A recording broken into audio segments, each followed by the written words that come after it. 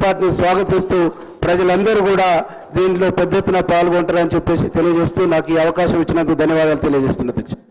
గౌరవ మంత్రి గారు సీతక్క గారు. అధ్యక్ష, తెలంగాణ 4 కోట్ల ప్రజల ఆకాంక్ష, 60 సంవత్సరాల పోరాటం, వీటన్నింటినీ గుర్తుపెట్టుకొని మరి తెలంగాణ ప్రజల ఆకాంక్ష ఆత్మగౌరవాన్ని గుండెల్లో పెట్టుకొని తల్లి సోనియా గాంధీ గారు మనకు ఈరోజు తెలంగాణను ప్రకటించిన సందర్భంగా వారి బర్త్డే కూడా ఈరోజే ఉండడం మనందరికి కూడా చాలా సంతోషం. వారికి సందర్భంగా పుట్టినరోజు శుభాకాంక్షలను కూడా తెలియజేస్తా ఉన్నాను అధ్యక్ష. ఈరోజు జరుగుతున్నటువంటి విగ్రహావిష్కరణ కార్యక్రమాన్ని ఆయా పార్టీలు వాళ్ళ సొంత ఎజెండాను ఈ విగ్రహం చుట్టూ, ఈ తల్లి విగ్రహం చుట్టూ రాజకీయాన్ని చేస్తున్నటువంటి పరిస్థితి మనం చూస్తూ ఉన్నాం. ఈనాడు పెడుతున్నటువంటి తల్లి తెలంగాణ విగ్రహంలో మరి తెలంగాణ ప్రజల అస్తిత్వము, ఆత్మగౌరవం, పోరాటము, శ్రమైక జీవన మరి రూపము, ఆశీర్వాదం, తల్లి యొక్క బ్లెస్సింగ్స్ ఇవన్నీ కలగలిసినటువంటి నిండు రూపము తెలంగాణ తల్లి రూపము ఈరోజు మనం ఆవిష్కరించుకోవడం కూడా చాలా సంతోషం అధ్యక్ష. ఇందాక బీజేపీ వాళ్ళు కానీ బయట బీఆర్ఎస్ వాళ్ళు కానీ మాట్లాడుతున్నది తెలంగాణ తల్లి విగ్రహాన్ని మారుస్తున్నారని. అయ్యా, ఇప్పటి వరకు అధికారికంగా 10 సంవత్సరాల కాలం నుంచి మరి ఎక్కడైనా అధికారికంగా తెలంగాణ తల్లి విగ్రహాన్ని ఆవిష్కరింపచేసిర్రా? కేవలం వాళ్ళ పార్టీ రూపాలు, వాళ్ళ జెండా రూపము, మరి కేటీఆర్ చెల్లికి దేవతా విగ్రహ రూపాన్ని ఇచ్చుకుంటే ఎట్లా ఉంటుందో ఆ రకమైనటువంటి విగ్రహాలను వాళ్ళు పెట్టుకొని దాన్ని తెలంగాణ తల్లిగా వాళ్ళు ఇన్ని రోజులు ప్రజల మీద రుద్దిండ్రు. కానీ ఈరోజు మనము పెట్టుకునేది సాటి తల్లులు, చెల్లెలు, అమ్మలు ఎట్లా ఉంటారో, తెలంగాణ బిడ్డల యొక్క అస్తిత్వం ఎట్లా ఉంటుంది అనే రూపాన్ని మనం ఈరోజు ఇచ్చుకోవడం జరుగుతూ ఉంది. 10 సంవత్సరాలైనా కూడా వాళ్లకు కనీసం ఒక తల్లి విగ్రహాన్ని ఏర్పాటు చేసుకుందాం అనేటువంటి ఆలోచన రాలేదు.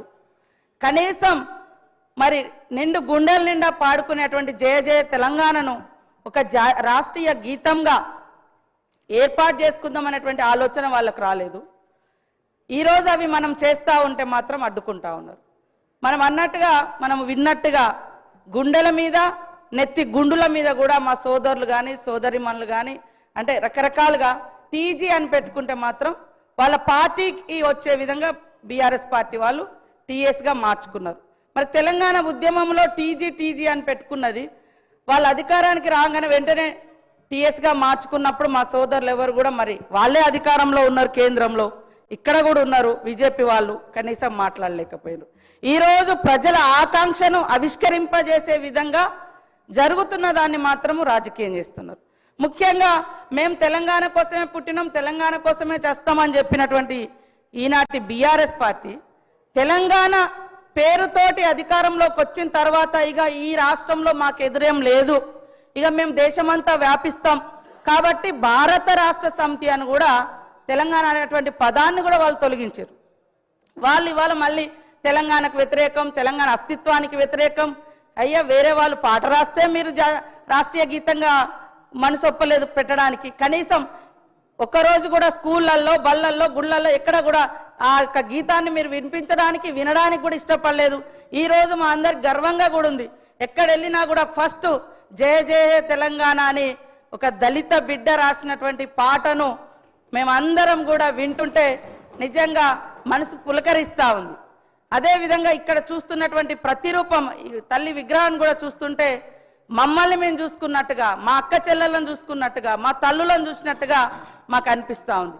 దాంట్లో ఎలాంటి రాజకీయం లేదు. కాకపోతే ఏంటంటే వాళ్ళకు బీఆర్ఎస్ వాళ్ళకు వాళ్ళ ఇంట్లో ఉండేటువంటి రూపం, నేను ఎప్పుడో 2-3 ఏళ్ల కింద నుంచే మాట్లాడుతున్నా, ఆ విగ్రహ రూపం చూడండి. ఎవరైనా శ్రమైక జీవనం ఉందా? మీరు తెలంగాణ తల్లి విగ్రహం పెట్టండి, కానీ దేవత రూపం ఇచ్చి ఇవాళ కొంతమంది ధనము ధాన్యంతో ఉండొచ్చు, కానీ తెలంగాణ సమాజం అట్లా లేదు. ఇందాక మా సోదరుడు వీరేశం గారు అన్నట్టుగా తెలంగాణ బిడ్డలు మట్టి బిడ్డలే కానీ ఎట్టి బిడ్డలు కాదు, గట్టి బిడ్డలు.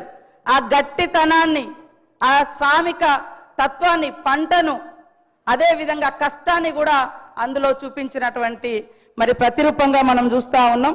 అదే విధంగా మరి ఇందాక మా సోదరులు కూడా నా పేరు చెప్పడం జరిగింది.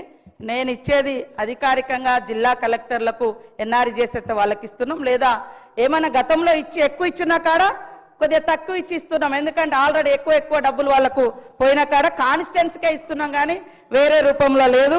అదేవిధంగా ఇందాక మా వాళ్ళు మాట్లాడుతున్నారు, మా బీజేపీ సోదరులు, మరి సోనియా గాంధీ గారిని మోడీ గారు తెలంగాణ ఎట్లా ఇచ్చినావు, తల్లిని చంపి నువ్వు బిడ్డనిచ్చినావు అని నిండు సభలో అవమానించిరు. ఆ రోజు కనీసం ఎవరు మీరు అది కాదు అని తెలంగాణ నుంచి మరి బీజేపీ నాయకులు కానీ బీఆర్ఎస్ నాయకులు కానీ దానికి ఆ యొక్క విధానాలకు వ్యతిరేకంగా మాట్లాడలేకపోయారు.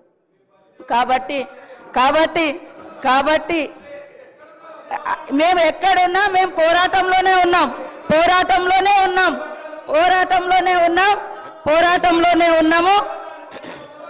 1200 మందిని 1200 మంది అని ఆ రోజు కేసీఆర్ అని ఆయన అధికారానికి వచ్చినాక మళ్ళీ 400 మంది కుదించారు. కనీసం మీరైనా ఇవ్వలేదు.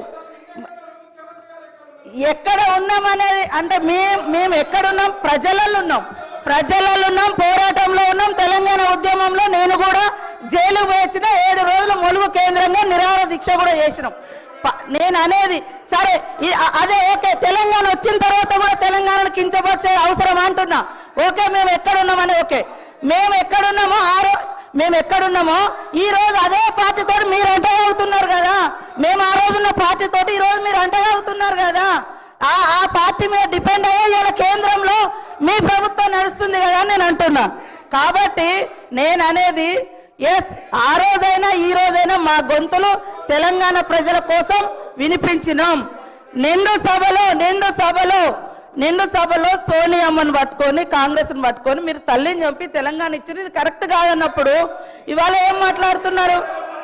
ఈరోజు ఏం మాట్లాడుతున్నారు? కాబట్టి ఇవాళ రాజకీయాలలో వేరే రకం కేంద్రంలో పార్లమెంటు వేదికగా మాట్లాడుతూ మీరు ఎందుకు మాట్లాడలేదు? పార్లమెంటు వేదికగా 10 ఏళ్లలో జాతీయ గీతం రాకుండా రాష్ట్రీయ గీతం రాకుండా మీరు ఎందుకు మాట్లాడలేదు? కాబట్టి ఇవాళ తెలంగాణ ఇవ్వడాన్ని మీరు వ్యతిరేకించారే. తెలంగాణ ఇవ్వడాన్ని మీ మోడీ గారు వ్యతిరేకించారు. కాబట్టి అధ్యక్ష కాంగ్రెస్ ప్రభుత్వం అధికారంలోకి వచ్చిన నాటి నుండి కాంగ్రెస్ ప్రభుత్వం అంటేనే మహిళల్ని గౌరవించే ప్రభుత్వం.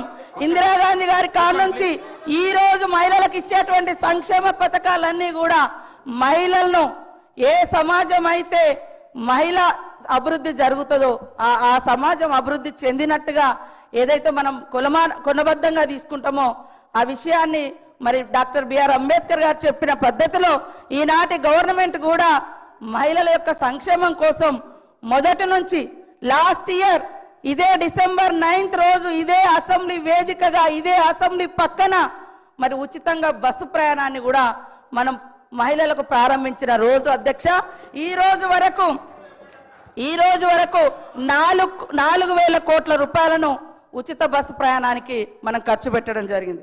ఈ సందర్భంగా 118 కోట్ల మహిళా ప్రయాణాలు జరిగింది. నష్టాలలో ఉన్నటువంటి బస్సును ఆర్టీసీని ఈరోజు లాభాల్లోకి తీసుకొచ్చే ప్రయత్నం చేస్తూ ఉన్నాం. అదేవిధంగా గతంలో కాంగ్రెస్ ఉన్నప్పుడు దేశంలో 450-500 గ్యాస్ ఉంటే బీజేపీ వచ్చిన తర్వాత 1200 పెంచింది. ఇప్పుడు మా సోనియమ్మ గారి యొక్క ఆదేశానుసారం సీఎం రేవంత్ రెడ్డి గారు మా క్యాబినెట్ అంతా కూర్చొని మరి ఏదైతే వాగ్దానం చేసినామో 500కే మేము గ్యాస్ ఇస్తా ఉన్నాం. పేదింటి బిడ్డలకు కూడా గుడిసెలో వెలుగు నింపాలని ఉచితంగా 200 యూనిట్ల కరెంటు కూడా ఇస్తా ఉన్నాం. మీరు 10 ఏళ్లలో రైతులకు రుణమాఫీ చేయలేదు, తీసుకొస్తానన్నటువంటి బ్లాక్ మనీ తీసుకురాలేదు, 2 కోట్ల ఉద్యోగాలు ఇవ్వలేదు. ఇవన్నీ 11 ఏళ్ళైనా మీరు చేయలేదు. 1 ఇయర్లో చేయలేదు అనడం ఎంతవరకు ఇదంతా మాట్లాడము ఎంతవరకు కరెక్ట్ సార్? కాబట్టి ఇది విగ్రహానికి సంబంధించినటువంటి సభ. విగ్రహావిష్కరణ ఈరోజు జరుగుతున్నటువంటి సమావేశము సీఎం రేవంత్ రెడ్డి గారు ఇవాళ విగ్రహావిష్కరణకు సంబంధించినటువంటి ఇన్విటేషను స్టేట్మెంట్ ఇవ్వడం జరిగింది. దాని నుంచి డైవర్ట్ చేసి రాజకీయాలు మాట్లాడుతున్నారు. అందుకనే నేను మాట్లాడాల్సి వచ్చింది. కాబట్టి ఈరోజు మనం ప్రతిష్ఠింప చేసుకునేటువంటి తెలంగాణ తల్లి విగ్రహం ప్రతి ఇంట్లో ఒక ఆడపడుచు విగ్రహం లాగా మాకు కనిపిస్తుంది. కాబట్టి మీ ఇందాక నేను మండలికి పోయినా బీజేపీ సభ్యులు 100% సపోర్ట్ చేశారు.